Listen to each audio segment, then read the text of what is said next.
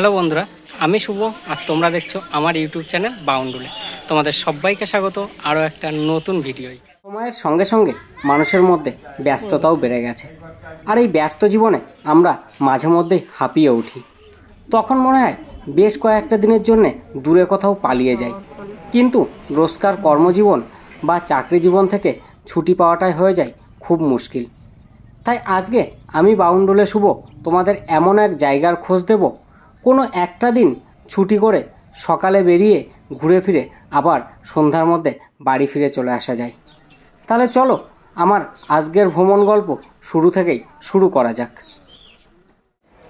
ঘড়ির কাঁটায় সময় এখন সকাল 10:42, আর আমি আমার আজকের জার্নি শুরু করলাম নৈহাটি স্টেশনের 2 নম্বর প্ল্যাটফর্ম থেকে সকাল 10:45-এর নৈহাটি ব্যান্ডেল লোকাল ধরে। সঠিক সময় 10:45-এ ট্রেন ছেড়ে গরিফা হুগলিঘাট স্টেশন পেরিয়ে 22 মিনিটে 8 কিলোমিটার পথ অতিক্রম করে ট্রেন পৌঁছে গেল ব্যান্ডেল স্টেশনে। সময় এখন সকাল 11:20, আর আমি ব্যান্ডেল স্টেশনের 3 নম্বর প্ল্যাটফর্মে বসে হাওড়াগামী ট্রেনের জন্য অপেক্ষা করছি। ব্যান্ডেল স্টেশন থেকে 11:39 বর্ধমান হাওড়া লোকাল ধরে 15টা স্টেশন পার করে 39 কিলোমিটার পথ পেরিয়ে 1 ঘন্টা সময়ে আমরা পৌঁছে গেলাম হাওড়া স্টেশন।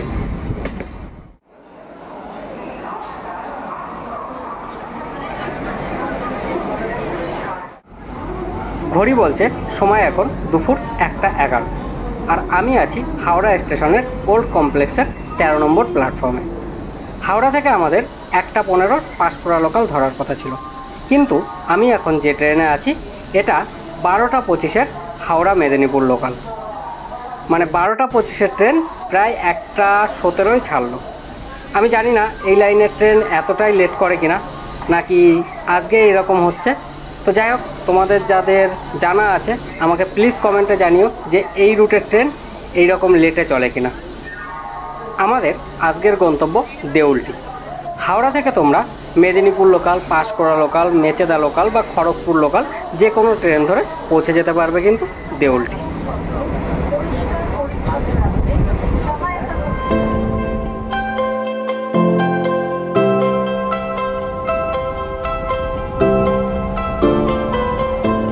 সময় এখন 3:40, আর হাওড়া থেকে 1:25 ট্রেন ছেড়ে 17টা স্টেশন পার করে 50 কিলোমিটার রাস্তা জার্নি করে 1 ঘন্টা 15 মিনিটের রাস্তা পৌঁছে দিল মাত্র 2 ঘন্টা 15 মিনিটে। আর 12:25 ট্রেন ছেড়েছে মাত্র 1 ঘন্টা লেট করে 1:25, যেটা তো তোমাদেরকে হাওড়া স্টেশনে শেয়ার করলাম। তো যাই হোক, অনেকটা ফাস্ট পৌঁছে গেছি, আর বেশি দেরি করব না, তাড়াতাড়ি আমরা আমাদের গন্তব্যে রওনা করি। এখন দাঁড়িয়ে আছি 1 নম্বর প্ল্যাটফর্মে। 1 নম্বর প্ল্যাটফর্ম থেকে বাইরে বেরোবো, বেরিয়ে অটো, টোটো, ম্যাজিক যে গাড়ি পাই না কেন, মানে যে গাড়ি যাই আমাদের আজকের গন্তব্য শরৎকুঠিতে, সেই গাড়িতে করেই আমরা পৌঁছে যাব আমাদের আজকের গন্তব্যে। তো চলো স্টেশন থেকে বাইরে বেরোই, বেরিয়ে আবার তোমাদের সাথে কথা বলছি। আমি দেউলটি স্টেশনের 1 নম্বর প্ল্যাটফর্ম থেকে বেরিয়ে চলে এসেছি এই যে বাইরের দিকে। এই সোজা যাব, গিয়ে হাই রোড আছে, সেইখান থেকে টোটো বা অটো পেয়ে যাব আমাদের আজকের গন্তব্যে পৌঁছানোর জন্য। তো সামনে যাই, গিয়ে দেখি কোথা থেকে টোটো বা অটো ধরছি, সেটা অবশ্যই তোমাদের সঙ্গে শেয়ার করব।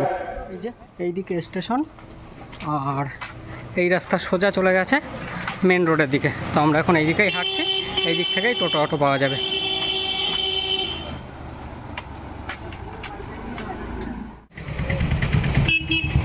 আমরা চলে এসেছি মেন রোড, এই যে ওপর দিয়ে হাই রোড, এর নিচ দিয়ে আমরা চলে যাব ওপাশে। ওপাশে গিয়েই কিন্তু আমরা টোটো বা অটো পেয়ে যাব। শরৎচন্দ্র গ্রাম পঞ্চায়েতের সামনে থেকে আমরা উঠে গেলাম টোটোতে।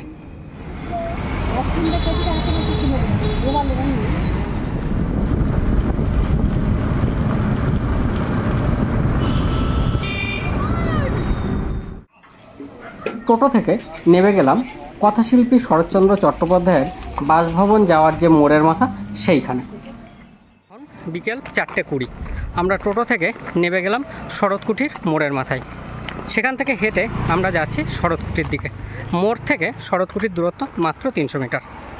আমরা দেউলটি স্টেশনের কাছে টোটো স্ট্যান্ডে যখন শুনলাম শরৎকুঠির ভাড়া কত, বললো রিজার্ভ করে যেতে হবে 100 টাকা। আমি বললাম পার হেড ভাড়া কত, বললো 15 টাকা, কিন্তু সেটা মোড়ের মাথা পর্যন্ত গিয়ে সেখানে নামতে হবে। আমি বললাম চলো সেটাই ঠিক আছে। মোড়ের মাথায় নামলাম, নেমে দেখি মাত্র 300 মিটার গেলেই আমরা আমাদের গন্তব্যে পৌঁছে যাব।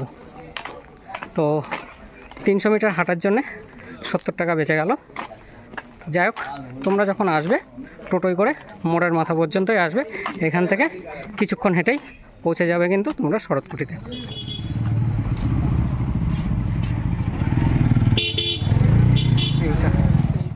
দাঁড়িয়ে আছি শরৎকুঠির একদম সামনে, এই যে কুঠিতে ঢোকার গেট। তো চলো আমরা ভেতরের দিকে যাই। বাড়ির সামনেই রয়েছে সুন্দর ছোট্ট একটা ঘাট বাঁধানো পুকুর। এই যে পুকুর, আর এই যে ঘুরেই কিন্তু শরৎকুঠি।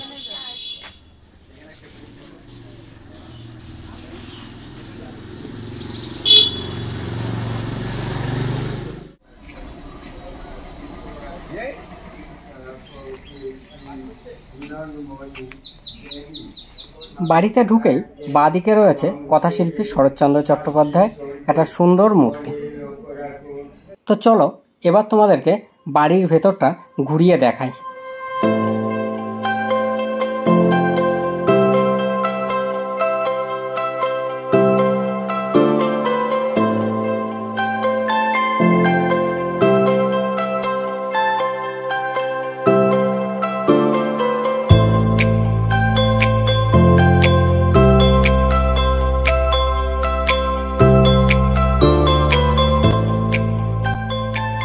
আমরা বেশ খানিকক্ষণ সময় কাটালাম।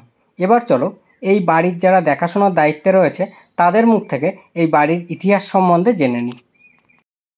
চেয়ারটা লক্ষ্য রাখুন, চেয়ারটা বসতেন, টেবিলে খাতা রাখতেন, আর সোজা যে জানলাটা দেখছেন জানলাটা খোলা থাকতো। বাইরে যে বাঁশ গাছ পাঁচিলটা দেখছেন ওটা ছিল না, রূপনারায়ণ নদী সেদ্ধে বইত। 2 নম্বর র্যাকে লক্ষ্য রাখুন, ওনার জুতো আছে। ইজি চেয়ারে কনে লক্ষ্য রাখুন, ওনার লাঠি। আর ইজি চেয়ারে ওনার নিচে যে মৃত্যু সজ্জা ছবিটা দেখছেন শরৎচন্দ্রের, যেটা পক্ষে শ্রী হিরণময়ী দেবী। শরৎচন্দ্রের মৃত্যুর পরও উনি এই বাড়িতে 23টা বছর কাটিয়েছিলেন। ওনার ছোট ভাই প্রকাশচন্দ্র চট্টোপাধ্যায়, এটা বৈঠকখানা ছিল, এখানে বসে বিপ্লবীদের মিটিং হতো। ডান দিকে একটা ঘড়ি চলছে, লক্ষ্য রাখুন 100 বছর আগের ঘড়ি। একদিন দম দিলে 7 দিন চলবে। কনে লক্ষ্য রাখুন, ওটা গড়গড়া তামা খেতেন। গড়গড়ার পাশে ওটা ভাব সেট রেডিও। আলমারিতে যে বইগুলো দেখছেন উনি পড়তেন। আর ওই সাদা ফ্রেমে পাশে বাঁধানো ছবি, নাতি নাত বইয়ের ছবি। কোনটা বলছি বলুন তো? সোফার উপরে। আর আয়নাটা লক্ষ্য রাখুন, ওটা বেলজিয়াম কাঁচের আয়না। সোফাটায় উনি বসতেন। এটা বিপ্লবীদের মিটিং ঘর ছিল। নেতাজি এসেছিলেন 2 বার, রাসবিহারী বসু, বাঘা যতীন, বিপিন বিহারী গাওলি, চিত্তরঞ্জন দাস সব নদী পথে এসে রাতে মিটিং করতেন, হারিকেন লণ্ঠন জেলে। চিকিৎসা এখন বিনা পয়সায় গরিব দুঃখীদের হোমিওপ্যাথি চিকিৎসা করতেন। চরকা রয়েছে, হাওড়া জেলা কংগ্রেসের প্রেসিডেন্ট ছিলেন, তখন জাতীয় কংগ্রেসের সিম্বলটি এই চরকা। ওই যে ইজি চেয়ারটা রয়েছে, উনি বসে চিকিৎসা করতেন। এই খাঁচাতে উনি ময়ূর পুষতেন, এখন ময়ূর রাখা নিষেধ, তাই ময়ূর রাখা হয় না এই খাঁচাতে। এখানে ঠাকুর রয়েছে, রাধাকৃষ্ণ ঠাকুর শ্বেত পাথরের মূর্তি। চিত্তরঞ্জন দাস যখন দেশের উদ্দেশ্যে অ্যারেস্ট হয়ে গেছিলেন ওনাকে দিয়ে গেছিলেন, সেই ঠাকুরটা যে নিত্য পুজো হয়। চিত্তরঞ্জন দাসের বাড়ির ঠাকুর, আলমারিতে ওষুধ রয়েছে। রাধাকৃষ্ণ ঠাকুরের পাশে ওটা লক্ষ্মীর হাঁড়ি রয়েছে। এই বাড়ি দেখাশোনার দায়িত্বে রয়েছে ওনার নাতি, থাকেন কলকাতা কসবায়। নাতির নাম জয় চট্টোপাধ্যায়। উনি আমার বাবার উপর এই বাড়ি টোটাল দায়িত্ব দিয়ে রেখেছেন। আমার সাথে যোগাযোগ করতে হলে আমার যোগাযোগের নাম্বারটি হলো 8537998629। যারা রূপনারায়ণ নদীতে পিকনিক ও হোমস্টের জন্য যোগাযোগ করতে পারেন। এটা ধানের গোলা ধান থাকতো, আর টালির চালের ঘরটা হচ্ছে ঠাকুর ঘরা। তখনকার দিনে বাথরুম বাড়ির বাইরে, এখানে রান্নাঘর ছিল দোতলা। হঠাৎ করে বোনের রান্নাঘরটা পড়ে যেতে রান্নাঘরটা তৈরি হয়নি।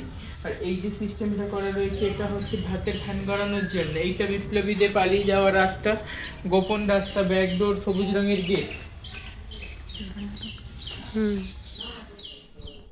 নিচের ঘরগুলো ঘুরে দেখার পরে এখন চলে যাচ্ছি ওপরের ঘরগুলো দেখার জন্য।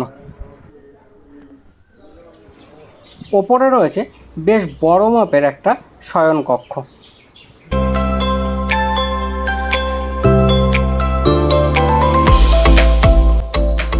এই যে দুটো ঘরের মাঝখান দিয়ে যে সরু রাস্তাটা দেখা যাচ্ছে, এটা ছিল বিপ্লবীদের যাতায়াতের গোপন রাস্তা। বিপ্লবীরা নদীপথে এসে এইখান দিয়ে এই বাড়িতে ঢুকতো। আর এদিকে এই যে রাস্তাটা দেখতে পাচ্ছ, এইখান দিয়ে কিন্তু একসময় রূপনারায়ণ নদী বয়ে যেত। এই যে শরৎকুটির সামনে দিয়ে এই রাস্তাটা এসে পাশ দিয়ে চলে গেছে এইদিকে, আর এই রাস্তা ধরেই চলে যেতে হবে রূপনারায়ণ নদীর তীরে। তো চলো আমরা এখন সেদিকেই যাচ্ছি, সেই সঙ্গে তোমাদেরকেও নিয়ে যাই।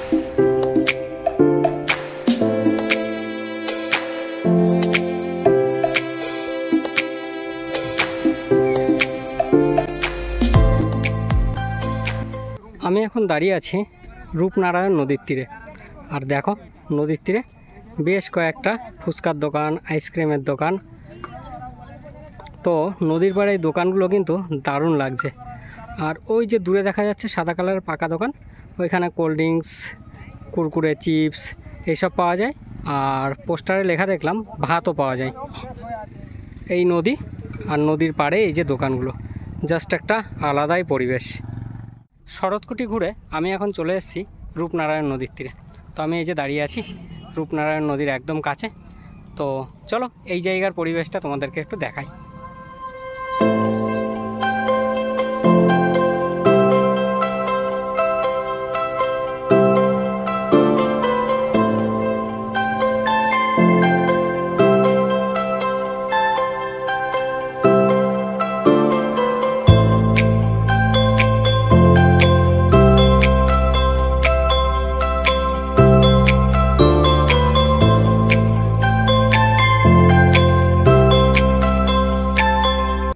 একদিনের ভ্রমণ সিজনের আজকের জায়গা ছিল দেউলটির শরৎকুটি। এই ভিডিওর মাধ্যমে আজকে আমি শেয়ার করলাম তোমাদের সঙ্গে শরৎকুটি ভ্রমণের গল্প। ভিডিওটা কেমন লাগলো অবশ্যই কমেন্টে জানিও। ভালো লাগলে লাইক করো, বন্ধুদের মধ্যে শেয়ার করো। আর যারা এখনও চ্যানেলটাকে সাবস্ক্রাইব করোনি, এই রকম সুন্দর সুন্দর ভিডিও দেখার জন্য চ্যানেলটাকে সাবস্ক্রাইব করে দাও। আর এই রকম সুন্দর জায়গার সন্ধান যদি তোমাদের কারোর কাছে থেকে থাকে তাহলে অবশ্যই কমেন্টে জানিও। চলো টাটা, বাই বাই। দেখা হচ্ছে আবার নতুন কোনো জায়গায়, নতুন কোনো ভিডিওয়।